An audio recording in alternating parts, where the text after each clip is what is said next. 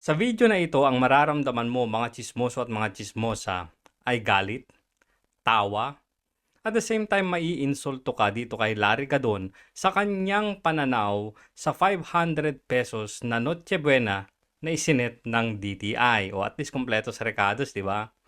At kayo na ang humusga kung nasa tamang pag-iisip pa ba si Larry Gadon o isip bata na lang talaga siya. Nakakatawa to, guys. Promise. Okay. Panoorin natin to, ha.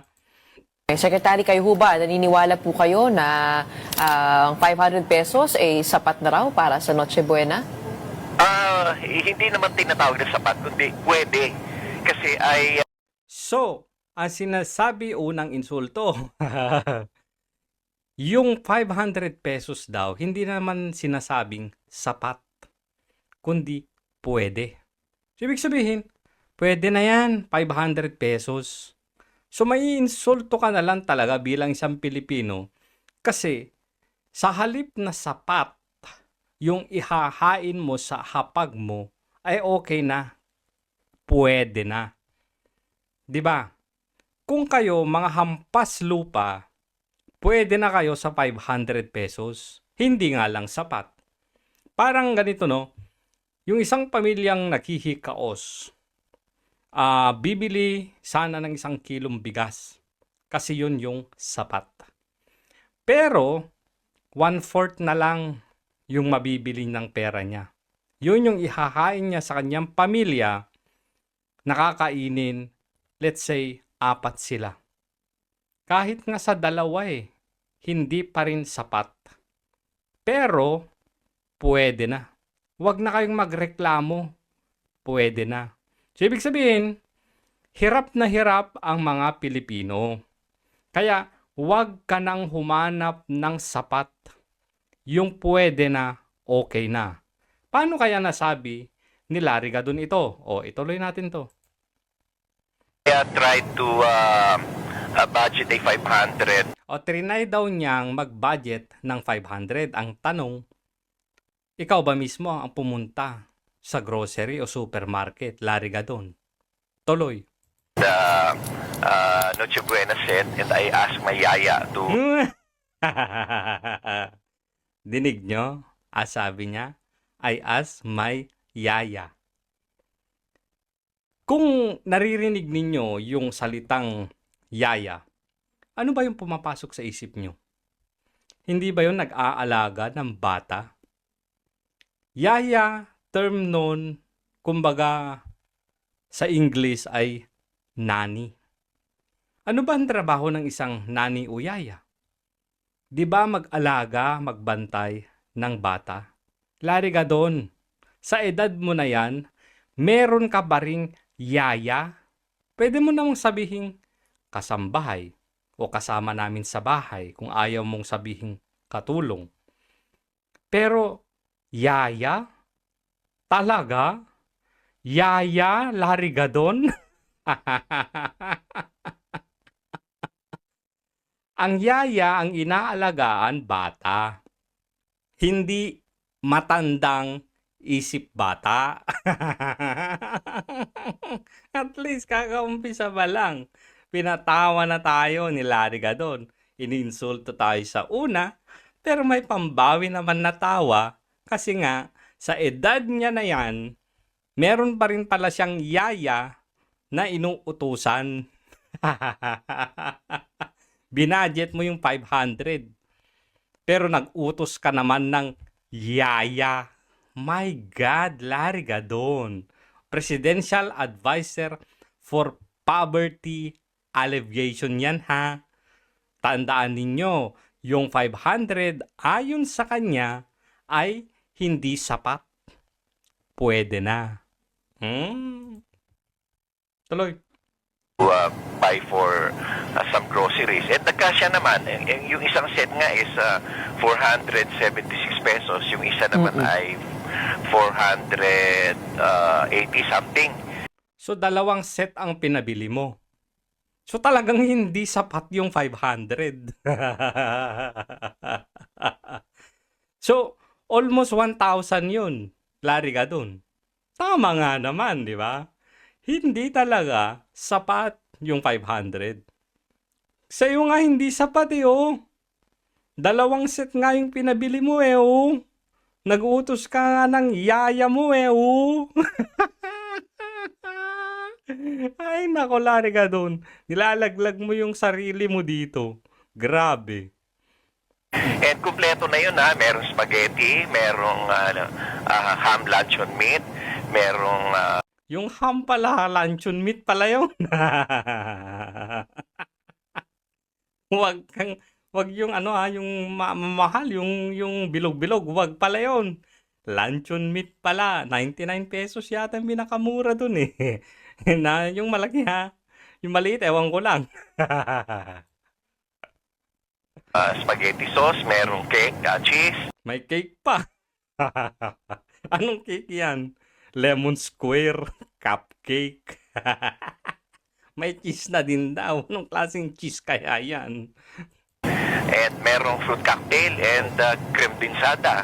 And meron pang yung crab and corn soup. And Oh, saan mo gagamitin yung fruit salad? Sabi mo may spaghetti, may sauce, may cake, may creme densada, may fruit cocktail. O fruit cocktail. At saka corn and crab soup. Alam niyo yung corn and crab soup, yung nakapakete. Okay na yan. Pwede na yan. Pero problema, wala ka man lang macaroni, yung macaroni pasta. Tulog. and one sachet of tang. One sachet of tang. Pwede na ka talaga. Wala lang akong chance kanina eh. Had I known that this will be asked, then I should have sent photos and computation of the sets that my yaya have prepared. Inulit pa yung yaya. Inulit pa talaga yung yaya. Proud na proud siyang may yaya, guys. Baka naman si Yaya Dab yan. Ngayon pa lang ako nakakita ng matandang hukluban na may yaya. Grabe. Pwede naman, para sa ibang pamilya kasi, ang what is more important is that they are having a Noche Buena and they are together, they are bonding together and yung spirit of Christmas, yun yung maramdaman nila. Pero once a year lang yan eh. Yung iba nga dyan, makapaghanda lang, ginagawan talaga ng paraan. Yung iba umuutang pa para at least naman once a year, masaya naman yung kapagkainan habang isineselebrate yung Christmas. Hindi nyo kasi ramdam yan kasi may pera kasi kayo eh. Pero yung mga ordinaryong Pilipinong katulad namin, Medianoche, Noche Buena, pinaghahandaan yan. Yung iba nga pinag-iipunan pa yan. Para lang at least naman maayos-ayos naman yung pagsasaluhan ng pamilya. Hindi nyo ramdam yan eh. Kasi may pera kasi kayo eh. Yun ang problema sa inyo eh. Hindi nyo kasi nararamdaman o nararanasan yung kalagayan ng mga ordinaryong Pilipino. Kaya para sa inyo, ang bilis-bilis namang magsalita. Tuloy. Hindi naman kinakailangan na talagang magarbo ang Noche Buena eh.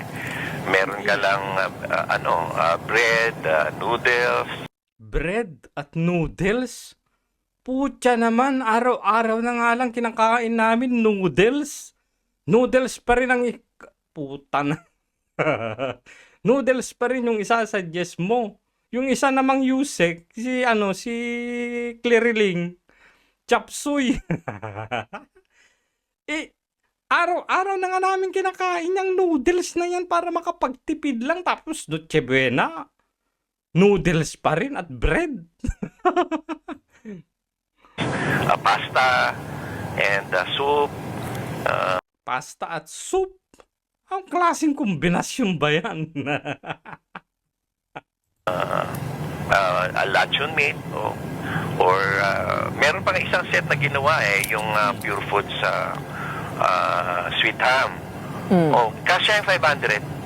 Of course, for the other families, siguro para sa kanila hindi sapat yun. They would probably budget around 2,000 to 3,000, Oh. which is still simple. Oh, kita mo na yung 2,000, 3,000, 1,000. Simple para sa'yo pero 500 sapat na. Ay hindi, pwede na. Pero hindi sapat. Well, Secretary, sabi po ng iba, no, pagdating sa Pasko, gusto natin maramdaman kahit papano may sense of abundance. Hindi po ba Correct. matinding pagtitiis po ito? Kumbaga parang bare minimum po yung mabibili mo dun sa 500 pesos as opposed to kahit papano isang gabi magtitipon po kayo, medyo makakakain po ng matiwasay ang isang pamilyang Pilipino. Pero dun sa nabanggit niyo po, wala pa po yung yung iba pang Ingredients. usually na parte ng Noche Buena. Yung kumbaga extra dishes, no? What would you say to that? Kasi sabi ng iba, okay, pwede nga, kaya nga. Pero ito ba yung gusto nyong klaseng Pasko para sa mga Pilipino? Nako, patay. Ito ba yung klase ng Pasko na gusto nyo sa mga Pilipino? Masakit yan. Bakit? Nagre-reflect yan sa pamumuno ng gobyerno natin. Taas presyo ng mga pagkain, hindi makontrol. Di ba? Walang trabaho. Ano? Ba't hindi kaya Pasko mag-ayuda na lang kayo? 5,000! Eh! 5,000! O di ba? Di sana merry ang Christmas sa mga Pilipino. Pero syempre, hindi panahon ng eleksyon kaya hindi pwedeng magpabida. Di ba tama? Tama. Kahit mabigyan mo man lang ng pang Noche Buena o Medianoche, yung mga Pilipino once a year, yun na lang yung gawin nilang ayuda pala. Di ba? Kasi nakaka-insulto to Nagre-reflect to sa kalagayan ng totoong masang Pilipino. Na yung 500 pala para sa inyo, mga putragis kayo, pwede na. Pero hindi sapat. Magtiis kayo. Mahihirap kayo Parang yan yung lumalabas Pwede nang pagtiyagahan Pero sana naman, dumating yung time na yung mga Pilipino ay hindi na lang nakukontento sa pwede na. Dapat sapat. Larigadon. Dapat sapat. Sinampal ka dito Ito ba yung gusto ninyong Pasko para sa mga Pilipino? Pasko na nga lang, hirap na hirap pang maghanda. Once a year yan, ha? Grabe. Of course, hindi naman. Siyempre, gusto ko mas marangya pa rin yung Gusto mo mas marangya pa rin. Anong ginagawa mo bilang Presidential Advisor for Poverty Alleviation na sinasahurang ka ng taong bayan? Sa bagay, sabi mo naman na yung kahirapan ay guni-guni lamang. Pero dahil sa pagsasuggest ninyo dyan sa gobyerno na yan, yung DTI na yan, nagre-reflect lamang na ang mga Pilipino ay hirap na hirap. Kasi pwede naman yung sabihing 1,000, 1,500. Pero alam ninyo na hindi kaya ng ordinaryong Pilipino yung 1,000, 1,500, 2,000, 3,000 na panghanda. Ang nilevel nyo lang yung 500. Ganun lang yung kakayahan ng mga ordinaryong Pilipino. Tandaan ninyo, uulitin ko, hindi nyo kasi alam yung totoong kalagayan dyan sa baba. Ikaw nga mismo sabi mo ang kahirapan guni-guni lamang. Hindi nyo kasi alam eh. Yan yung problema.